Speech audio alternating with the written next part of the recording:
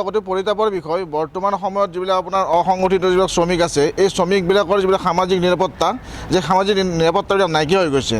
যে আজি মই যোৱাকালি আপোনাৰ বগীবিল দলঙৰ ইফালে আহিছিলোঁ, আহোঁতে আপোনাৰ তাত যিটো পৰিস্থিতি দেখিলোঁ, অতি ভয়ানক এটা ঘটনা। মানে এনেকুৱা ধৰণৰ ঘটনা যে শ্ৰমিকবিলাকৰ কোনো সামাজিক নিৰাপত্তা নাই।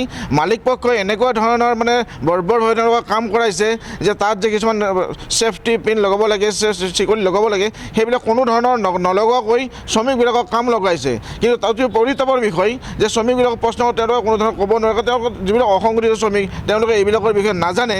সেইটো কাৰণে এইবিলাক পৰিস্থিতি হ'ব পাৰিছে। সেইটো মালিক পক্ষক মই আহ্বান জনাইছোঁ। লগতে আপোনাৰ অনাগত দিনত এই শ্ৰমিকবিলাকৰ যাতে সামাজিক নিৰাপত্তা লগাই আৰু যাতে ভৱিষ্যতে এনেকুৱা ধৰণৰ কাম নকৰে, যে শ্ৰমিকসকলৰ যিটো এই নিৰাপত্তাৰ প্ৰতি আওকাণ নকৰি তেওঁলোকক যদি নিৰাপত্তা প্ৰদান কৰে। লগতে আপোনাৰ যিবিলাক ছেফটি আছে, এনেকুৱা ভয়ানকভাৱে ব্ৰহ্মপুত্ৰ নদীৰ ওপৰত বগীবিল দলঙৰ ওপৰত যি ধৰণৰভাৱে এটা ভয়ানকভাৱে শ্ৰমিকসকলক কাম কৰাইছে, অতি দুখৰ বিষয়। আমি আপোনাৰ কৰ্তৃপক্ষক আহ্বান জনাইছোঁ যে এনেকুৱা ধৰণৰ শ্ৰমিকৰ জীৱনক লৈ হেতালি ৰাখিবলৈ আমি আহ্বান জনাইছোঁ।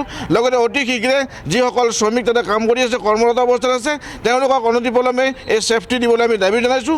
অন্যথা পৰৱৰ্তী সময়ত যদি আমি এনেকৈ দেখিবলৈ পাওঁ, তেতিয়াহ'লে কিন্তু আমি মালিক পক্ষক ইয়াৰ বাবে জগৰীয়া কৰিবলৈ বাধ্য হ'ম।